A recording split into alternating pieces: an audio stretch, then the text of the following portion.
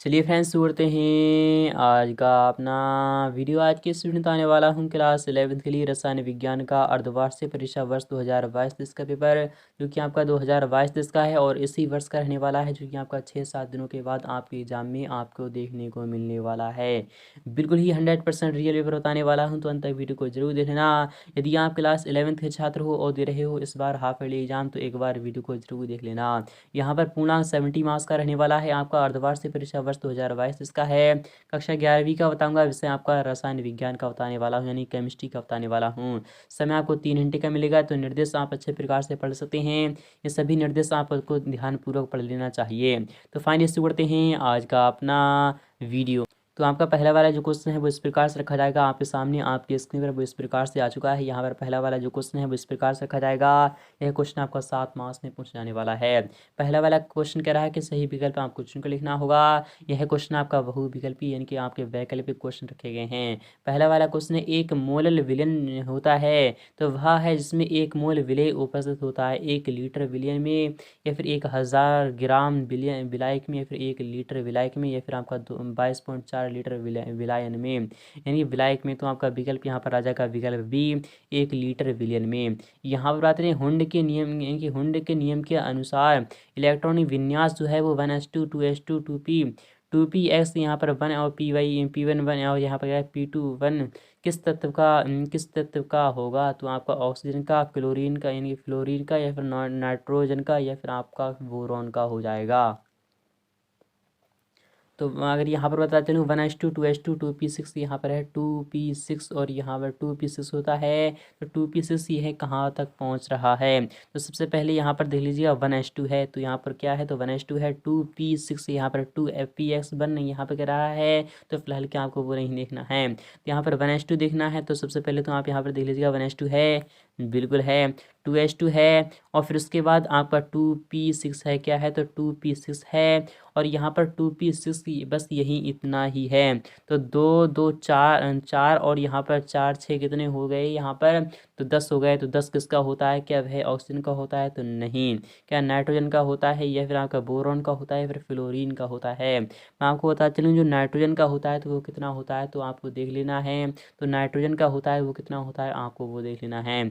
यहाँ पर आते हैं n=3 के लिए जो एल का मान होता है वो कितना होता है। जो एल का जो मान होता है वो कितना होता है, एल से मतलब क्या रहता है, तो आपको पता होगा।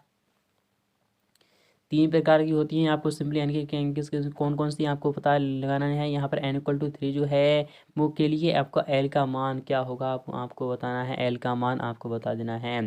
तो एल का जो मान हो जाएगा वो कितना हो जाएगा, 0 1 2 हो जाएगा, या फिर आपका 1 2 3 हो जाएगा, 0 1 3 हो जाएगा, या फिर 1 2 0 हो जाएगा। तो आपको बता देना है इससे द्विगांशी, या फिर आपको यहाँ पे क्वांटम, कौन सी क्वांटम संख्या है यहाँ पर। तो क्वांटम संख्याएँ 4 प्रकार की होती हैं, कौन कौन सी होती हैं आपको वो कमेंट्स में लिखना है। फिलहाल कि n=3 यानी कि जो कोश होता है, तो n=3 जो होता है वो कोश जो होता है, जब n=3 दिखा रहा है तो l का जो मान होता है तो वो कितना होता है। क्या वह 0 1 3 हो सकता है, तो 3 तो बिल्कुल हो ही नहीं सकता।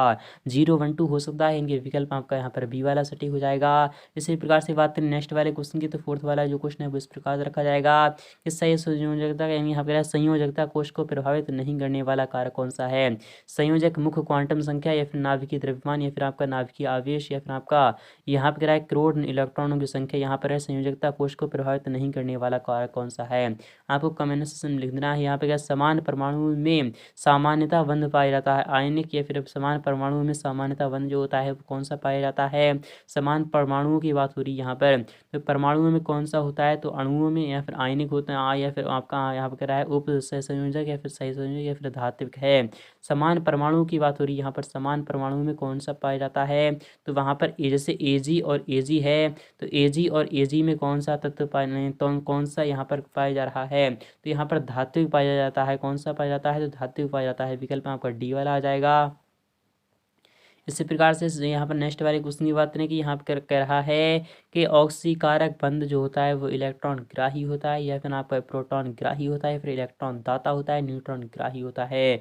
ऑक्सीकारक पदार्थ जो होता है यानी ऑक्सीकारक जो होता है पॉजिटिव होता है, इलेक्ट्रॉन ग्राही होता है। तो हाँ बिल्कुल आपका विकल्प पहला वाला आ जाएगा। इसी प्रकार से बात है सर्वाधिक क्रियाशील जो यौगिक है वो कौन सा है, क्या वह मीथेन है या फिर आपका C2H यहाँ पर C2H2 जो होता है तो वो क्या होता है, तो आपको पता होगा C2H2 जो होता है वो क्या होता है, C2H2 जो होता है वो एथीन क्या होता है, एथाइन होता है। तो वह एथाइन होता है, या फिर आपका यहाँ पर ये हो जाएगा, या फिर यानी एथीन हो जाएगा, या फिर आपका यानी कि यहाँ पर क्या कह रहा है, यहाँ पर देख लीजिएगा। आपको सबसे पहले आपको एथेन देख लेना है। तो आपको यहाँ से सर्वाधिक क्रियाशील यौगिक आपको बता देना है कौन सा हो जाएगा।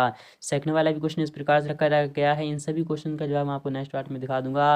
यदि आपको सोल्यूशन चाहिए तो आपको कमेंट सेक्शन में लिखना है, फुली सोल्यूशन आपको नेक्स्ट पार्ट में फुली सोल्यूशन प्रोवाइड करा दूंगा। तो आप जल्द से जल्द कमेंट कर दीजिएगा, आपको नेक्स्ट पार्ट में सॉल्यूशन आपको मिल जाएगा। यहाँ पर सही जोड़िए बनाइए, आपको मैच द कॉलन आपको मिलान करना होगा। उत्कृष्ट जो गैस है कौन सी है, आप सभी देख लीजिएगा, नेक्स्ट पार्ट में सॉल्यूशन आपको प्रोवाइड करा ही दूंगा। सभी क्वेश्चन आपको अच्छे प्रकार से पढ़ लेना है और ध्यानपूर्वक रखना है। तो मिलते हैं नेक्स्ट पार्ट में फुल्ली सॉल्यूशन। तक के लिए थैंक यू।